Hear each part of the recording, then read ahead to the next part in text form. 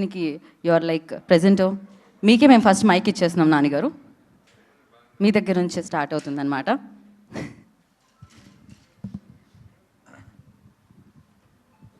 Okay, media మిత్రులందరికీ good evening. And ఈరోజు ఒక చాలా స్పెషల్ ఫిల్మ్ కోసం మనందరం ఇలా కలుసుకున్నాం. జనరల్గా ఈ క్వశ్చన్ అండ్ ఆన్సర్ లేదంటే ఇక ఇలాంటి ఒక కాన్వర్జేషన్ స్టార్ట్ అయ్యే ముందు మీ అందరం సినిమా టీం మెంబర్స్ అందరూ కూడా మాట్లాడేస్తారు ఒక 10 నిమిషాలు. ఆ తర్వాత మీరు అడుగుదామని వచ్చిన క్వశ్చన్లకి చాలా వాటికి అందులోనే ఆన్సర్స్ వచ్చేస్తాయి. సో మీ ఎక్సైట్మెంట్ కూడా కొంచెం తగ్గిపోతుంది కాబట్టి మేము స్పీచ్లతో స్టార్ట్ చేయం, మీరే క్వశ్చన్స్తో స్టార్ట్ చేయండి. సో మీ అన్ని క్వశ్చన్స్కి మేము ఆన్సర్ ఇవ్వాలి. అండ్ ఆ తర్వాత లాస్ట్లో మీరు అర్జెంటుగా కెమెరాలు సర్దుకొని వెళ్ళిపోకపోతే మా స్పీచ్లు కూడా ఇస్తాం. అండ్ యాక్చువల్లీ నాకు కూడా కొన్ని క్వశ్చన్స్ అడగాలి మా టీం మెంబర్స్ని. సో ఇనీషియల్ 10 నిమిషాలు నేను కూడా నా మీడియా ఫ్రెండ్స్ అందరూ ఒప్పుకుంటే వాళ్ళ ఫ్రెటర్నిటీలో ఒక పార్ట్ అయిపోతాను. అక్కడి నుంచి నేను క్వశ్చన్స్ అడుగుతాను, తర్వాత నేను వచ్చి జాయిన్ అవుతాను. ఎస్ నాన్నగారు, డెఫినెట్లీ. సో ప్రశ్నలు నాన్నగారి వైపు నుంచి ఉన్నాయన్నమాట. ఇప్పుడు మీకు నాన్నగారికి మైక్ ఇవ్వండి. సో ఫస్ట్ మనం నాన్నగారి క్వశ్చన్స్ అడుగుదాం, టీమ్ని ఎలాంటి ప్రశ్నలు అడుగుతారు అనేది. రెడీయా మీరు నాన్నగారి క్వశ్చన్స్కి? దర్శకరు రెడీయా మీరు? నేను మన మన మన వాళ్ళ స్టైల్లో అడగలేండి, అంత కాంట్రవర్షియల్ కాదు. నేను స్ట్రైట్గానే అడుగుతాను. ఎలాగబ్బా హెడ్డింగ్ పడదాం మీ దగ్గర నుంచి అనేది అడగను, కంగారు పడకండి. 1 సెకండ్ ఆగండి. ఏదైనా క్వశ్చన్స్ పంపించారు ఉన్నాయి ఒక 2-3. అవి ఒకసారి ఇప్పుడు పనికొస్తాయో లేదో అన్నది ఒకసారి చూసి డిసైడ్ అవుతా.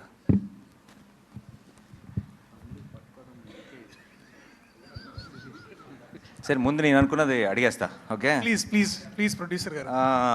ఎవరితో స్టార్ట్ చేద్దాం? జగదీష్. సో నీ ప్రొడ్యూసర్ని అడిగాను.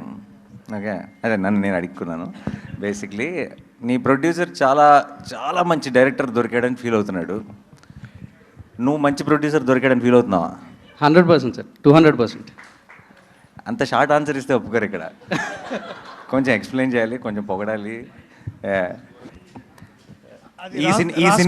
ఈ సినిమాకి సరైన ప్రొడ్యూసర్ దొరికాడని నువ్వు అనుకుంటున్నావా? Other than wall poster cinema ఇంకో ప్రొడక్షన్ హౌస్లో ఈ సినిమాని చేస్తే ఇంత హ్యాపీగా కానీ లేదా ఇంత క్వాలిటీ అవుట్పుట్ కానీ వస్తుంది, డెఫినెట్లీ వస్తుంది. కానీ ఒక ఎక్స్పోజర్ అంటే కోర్ట్ లాంటి ఒక చిన్న సినిమాని ఒక లార్జర్ ఆడియన్స్కి తీసుకెళ్లాలనే తపనున్న ప్రొడ్యూసర్ అయితే నాకు దొరకడేమో. This was the happiest thing for me. Thank you. And నువ్వు డీల్ చేస్తున్న ఒక పాయింట్ చాలా సెన్సిటివ్ పాయింట్ ఈ సినిమాలో. అది డెఫినెట్గా ఎలాగో ప్రేమలో అన్న సాంగ్ ఇంత బాగా వెళ్తుంది, అందరూ ఎంజాయ్ చేస్తున్నారు. కొన్ని రోజులు ఆపుదాం, ఆ టాపిక్లోకి వెళ్ళొద్దు అని అనుకున్నాం. బట్ ఎనీవే ఈరోజు ప్రెస్ మీట్ కాబట్టి let's discuss that also a little bit. So POCSO అన్న దాని మీద ఈ సినిమా మెయిన్ ఐడియా బేస్ అయింది. చాలా పెద్ద ప్రాబ్లం ఏంటంటే ఇప్పుడు జనరల్లీ సొసైటీలో కూడా ఎవరికైతే యంగ్స్టర్స్ కానీ ఎవరికైతే మనం ఏదో ఒక ప్రాబ్లం వచ్చిన తర్వాత లా తెలుస్తుంది కానీ లా ముందు తెలియట్లేదు. లా తెలిస్తే ప్రాబ్లం రాదు, తప్పులు చేయరు. చాలామందికి మన లాలో ఉన్న చాలా చిన్న చిన్న విషయాలు ఇలాంటి ఒక సినిమా చూసినప్పుడు లేదంటే చాలా డీటెయిల్డ్గా హోంవర్క్ చేసి చిన్న చిన్న న్యూయాన్సెస్తో ప్రజెంట్ చేసిన సినిమా చూసినప్పుడు తెలుస్తుంది. తప్పితే ఇన్ జనరల్గా మన జనరల్ ఎడ్యుకేషన్ సిస్టంలో మన డే టు డే లైఫ్లో మనం ఫేస్ చేయగలిగేవి చాలా మనకే తెలియకుండా అది లా దృష్టిలో అది తప్పు. చాలామంది పిల్లలకి అది తప్పు అని కూడా తెలియదు పరిస్థితులు ఉన్నాయి బయట. సో లా అన్నదాన్ని జనరల్ ఎడ్యుకేషన్ సిస్టంలోకి ఇంట్రడ్యూస్ చేయాల్సిన అవసరం ఎంత ఉందని నువ్వు నమ్ముతున్నావు? ఖచ్చితంగా ఉంది సార్, 100%. అంటే బేసిక్ లీగల్ నాలెడ్జ్ అనేది కొంత మన సిలబస్లో కరికులమ్స్లో యాడ్ చేస్తే కొంతలో కొంతైనా తెలుస్తుంది. తెలియాల్సిన అవసరం అయితే ఉంది అనే feeling sir.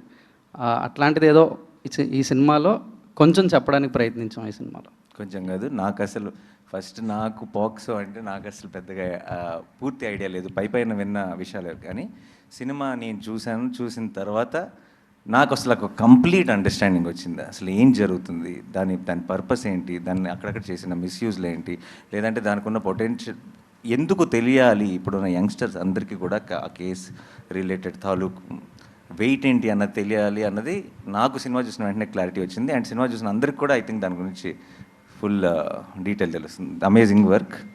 Okay, thank you sir. ఇలాంటి కాంప్లిమెంట్స్ మీడియా ఇవ్వరు, కానీ నేను ప్రొడ్యూసర్ కాబట్టి నేను యాడ్ చేస్తున్నాను. ఓకే, అంతే, కరెక్ట్. యా, మీ అందరికీ నా ప్రామిస్, మిగతా ప్రపంచం చూడక ముందే మీ అందరికీ నేను స్పెషల్ షో చూపిస్తాను. ఓకే, ఆ తర్వాత మనం మళ్ళీ ఒక ప్రెస్ మీట్ చేద్దాం మనందరం కలిసి. అండ్ దర్శి, అన్న దర్శిని అడుగుదాం. దర్శికి extremely special film in his career is Balagam. Definitely అన్న, ఆ రేంజ్ కోర్టు డెలివర్ చేస్తుంది అనుకుంటున్నావా? ఖచ్చితంగా చేస్తామన్న. నాకైతే నమ్మకం ఉంది. అండ్ అంటే నేను ఇందాక మీరు అడిగిన క్వశ్చన్లో సగం ఆన్సర్ నేను చెప్పవచ్చు. ఇంకోటి ఏంటంటే దట్ ఇంకే ప్రొడక్షన్ హౌస్లో చేసినా ఒక ఎత్తు, కానీ మీతో చేయడం ఇంకో వేరే ఎక్స్పీరియన్స్ అన్న. ఎందుకు ఎక్స్పీరియన్స్ అంటే మోస్ట్ ఇంపార్టెంట్లీ నాకు కూడా ధైర్యం ఉంటుంది. ఓకే, నేను చేసేది కరెక్టే, ఈ టీం అందరం చేసేది కరెక్ట్ అని బిలీవ్ చేయడానికి ఏదైనా ఉంటే ఆ నాని అని ఉన్నాడులే, చూసుకుంటాడులే అనే ఈ ధైర్యం. నాట్ జస్ట్ బికాజ్ మీరు డబ్బులు పెడుతున్నారని కాదు, లేకపోతే బెటర్గా దీన్ని వైడర్ ఆడియన్స్ తీసుకెళ్తారని కాదు, కానీ స్క్రిప్ట్లో ఎక్కడన్నా మధ్యలో ఒక నాట్ ఉన్నా, లేకపోతే ఎక్కడైనా ప్రాబ్లం ఉన్నా సరే మీరు ఒక రైటర్గా ముందుకు వస్తారని మాకు ఆ నమ్మకం ఉండింది.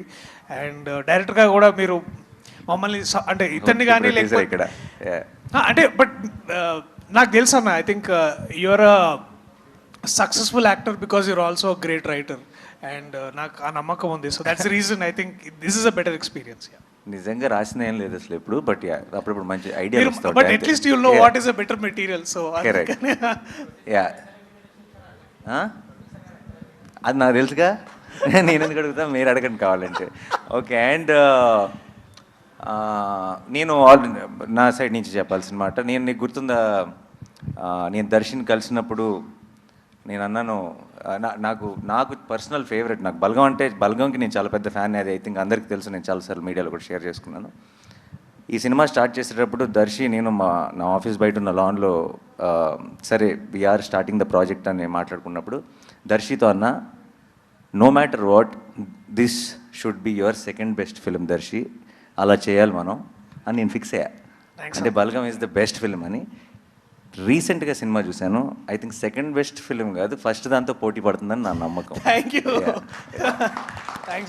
అండ్ మీద రోషన్కి నీకు ఇది కామన్ క్వశ్చన్. నేను ప్రొడ్యూసర్ని, కానీ ఆన్ లొకేషన్ ప్రొడ్యూసర్ని కాదు కాబట్టి నాకు చాలా విషయాలు పోస్ట్ అవుతుంటాయి. మీ ఇద్దరికి బోల్డ్ ఈగో క్లాష్లు ఉన్నాయని, సెట్లో ఉన్నప్పుడు నేను హీరో అని, ఫస్ట్ హాఫ్ హీరో నేను, సెకండ్ హాఫ్ హీరో నేను అని మీరిద్దరు ఒకరినొకరు చూసుకోకుండా అలా చాలా ఈగోయిస్టిక్ ఆన్ లొకేషన్ బిహేవ్ చేశారని విన్నాను రూమర్స్, బట్ అది ఎంతవరకు నిజం? దీనికి అతనే కరెక్ట్ చెప్తాడన్న. అండి, ఇక్కడికి వచ్చిన మీడియా వాళ్ళందరికీ నమస్కారం అన్న. అలా ఏం లేదన్నా యాక్చువల్లీ, బట్ అన్నే సాంగ్ నువ్వే దొబ్బేశావు. లైక్ గర్ల్ ఫ్రెండ్ నీకే ఉంది, సాంగ్ నువ్వే దొబ్బేశావు, నన్ను ఏంట్రా ఈ లాయర్ చేశారు అనేసి ఫీల్ అయ్యాడు. యా, నీకు లవ్ స్టోరీ కావాలనిపించిందా? అంటే దీంట్లో ఫస్ట్ వర్షన్ ఎట్లుండిందంటే ముందు సూర్యతేజ అర్జున్ సర్కార్ లాంటి క్యారెక్టర్ అయితే బాగుంటుంది, నేను రోషన్ లాంటి క్యారెక్టర్ చేస్తే బాగుంటుందని ఒక వర్షన్ అప్పుడు ఒకప్పట్లో బాగా నడిచింది. But most importantly ego clashes కంటే కూడా కాంపిటేటివ్ క్లాషెస్ ఎక్కువైనాయి అన్న. అంటే మనోడికి చూస్తే దీంట్లో ప్రతి నటుడికి ఒక సెల్ఫిష్ పార్ట్ ఉంటుంది. అంటే no matter how much is like, నాకు రోషన్ క్యారెక్టర్ చదువుతున్న ప్రతిసారి దీంట్లో ద వెరైటీ, ఒక లవ్ స్టోరీ ఉంటుంది, దిస్ ఇస్ అగైన్ ఒక వెరీ వల్నరబుల్ యంగ్ మ్యాన్, ఒక బ్యాక్గ్రౌండ్ లేని, అంటే బ్యాక్గ్రౌండ్ అంటే ఒక పొలిటికల్ సపోర్ట్ లేని, లేకపోతే ఎటువంటి ప్రాబ్లమ్, అంటే వీక్ వల్నరబుల్ క్యారెక్టర్. అట్లాగే మళ్ళా heal again rise in love. So there is spectrum of ఒక క్యారెక్టర్ ఆర్క్ మనోడికి చాలా వెరైటీ నాకు అది చూసి కొంచెం అసూయగా ఉండేది. సో అప్పుడు అంటుండేవండి అంతేగాని but I'm very proud of what is done in the film like you are. So ya and Both of so you, equally about. మీ ఇద్దరు అయితే డెఫినెట్గా వాళ్ళిద్దరి గురించి నేను తర్వాత మాట్లాడతాను. But Roshan amazing performance and చాలా సినిమాల్లో మనందరికీ తెలుసు రోషన్ ఎన్ని ఫిల్మ్స్లో చేశాడు. తను ఆల్రెడీ ఆర్టిస్ట్గా ప్రూవ్ చేసుకున్నాడు. బట్ నాకెందుకో ఇలా లీడ్గా I think I'm extremely proud of your performance and the film. And నువ్వు ఈ సినిమాతో నాకు తెలియకుండా మీ ఇద్దరు రెస్పాన్సిబిలిటీ నేను కంప్లీట్గా తీసుకుంటున్నా. అండ్ ఐ విల్, ఎందుకంటే I fell in love with both of you while watching the film. చాలా రోజుల తర్వాత లవ్ స్టోరీస్తో ఏంటంటే, నేను బయటకు వచ్చిన వెంటనే చెప్పాను, నీకు గుర్తుందా సినిమా చూసి బయటకు వచ్చిన వెంటనే, లవ్ స్టోరీస్తో ఏంటంటే ఎప్పుడో మనం ఆల్రెడీ చాలా సినిమాల్లో చూసిన స్టార్స్ చేసినప్పుడు ఆ స్టార్స్ మనకు బాగా పరిచయం. సో సీన్స్ బాగున్నాయా, డైలాగులు బాగున్నాయా, మ్యూజిక్ బాగుందా అని ఎంజాయ్ చేస్తామే తప్పితే వీళ్ళిద్దరూ నిజంగా లవ్లో ఉన్నారా అని ఆ ఇమోషన్ని మనం ఫీల్ అవ్వం. అంటే మనం నమ్మేసి, అంటే ఇంకా సినిమాలాగానే చూస్తాం, మనం నమ్మేసి ఆ ఇమోషన్ని ఫీల్ అవ్వం. ఐ థింక్ వీళ్ళిద్దరూ ఆ రోల్స్ ప్లే చేయడం వల్ల నాకు సినిమా చూస్తున్నాను సేపు it felt like I'm feeling that love from the screen అనిపించింది. And I think that will be the biggest USP of thank you so much and amazing job. And తర్వాత ఇంకా బోల్డ్ అంతా మాట్లాడాలి, అప్పుడు చెప్తా. ఓకే ఓకే అన్న. అండ్ శ్రీదేవి, నేను ఎక్స్పీరియన్స్ ఉందా ఇంతకుముందు? First time. మరి ఎట్లా అంత కాన్ఫిడెన్స్ అండ్ అంత ప్రొఫెషనల్గా?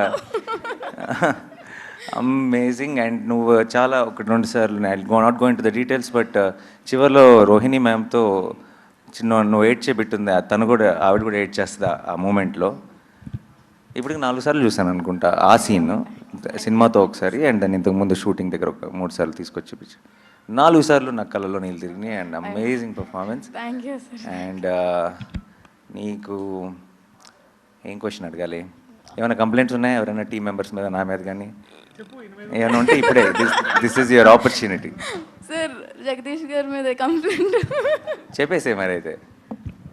నా మీదే ఉంటాయి సార్, ఖచ్చితంగా నా మీదే. అయ్యో సార్ మొత్తం అదలా చేస్తారు సార్, దగ్గరికి వచ్చి మొత్తం కొట్టేస్తారు, అది రాకపోతే అయ్యో కొట్టేస్తారు. దొరికింది వాళ్ళకి హెడ్డింగ్. అంటే యాక్చువల్లీ అన్నయ్యకి ఎక్కువ ప్రేమ వస్తే తట్టుకోలేడు అన్న. సీన్ బాగా వచ్చిందంటే దగ్గరికి వచ్చేసి తమ్ముడు రాస్తాడు. సో అదలాంటి ప్రేమ. అలాంటి వైలెన్స్ పర్లేదు, ప్రేమతో వైలెన్స్ అయితే ఓకే. నా దగ్గర అయితే అలాగ ఎప్పుడు చేయలేదన్న. వీడు ఎందుకు పెట్టుకున్నాను రా వీడిని అన్న. అంతే. అరే నువ్వు నిజం చెప్పరా, నువ్వు అది క్యారెక్టర్లో ఫస్ట్ నుంచి నాని అలా చేయాలన్నా నువ్వు అన్నావులే. పిల్లలు మాత్రం వాళ్ళకి మాత్రం అయ్యో ఏం లేదన్నా. అండ్ లాస్ట్ మా అక్కకి క్వశ్చన్. కోర్ట్ సంగతి తర్వాత మాట్లాడదాం. చిన్నప్పుడు తమ్ముడిని బాగా టార్చర్ చేసామని బయట రూమర్స్ ఉన్నాయి, అది నిజమా కాదా? అదే ఇప్పుడు నువ్వు కక్ష తీర్చుకుంటున్నావు కదా, నన్ను టార్చర్ చేస్తున్నావు. నేను చేస్తానా? ప్రొడక్షన్ నేను అసలు ఏమన్నా పట్టించుకున్నానే, మీ ఇష్టం వదిలేసాను కదా. సరే, how was the experience of? అంటే తారా నా అమ్మాయిని తీసుకొచ్చి ప్రొడక్షన్ లో పెట్టావు. సో ఏం కదా అన్ని, but how was the experience first time? it's definitely not like direction. That's something that I really enjoyed. Production was a very learning experience. కాకపోతే నా టీం అంతా వెరీ స్వీట్ టీం కాబట్టి నేను చేసే చిన్న మిస్టేక్స్ క్షమించి they were very helpful. But every time I'm తన దగ్గర నుంచి తను మాట్లాడుతున్న ప్రతిసారి నాకు ఈ టీంని ఎంతగా ఓన్ చేసేసుకుందో నేను ఐ కెన్ సీ ఇట్ అనమాట. తను చేసినప్పుడు నా సినిమాల్ని ఇవన్నిటిని కూడా అంత ఎప్పుడు ఓన్ చేసుకోలేదు. మన పాట హిట్ అయింది, మన రీల్ బాగా వెళ్తుంది, ప్రతిదీ నాకు చెప్పి ఒక చిన్నపిల్లలాగా ఎక్సైట్ అయిపోతుంది. And I was so happy to see that. So అంతే నా సైడ్ నుంచి క్వశ్చన్స్. ఇంకా వాళ్ళకి అప్పచెప్పేద్దామా?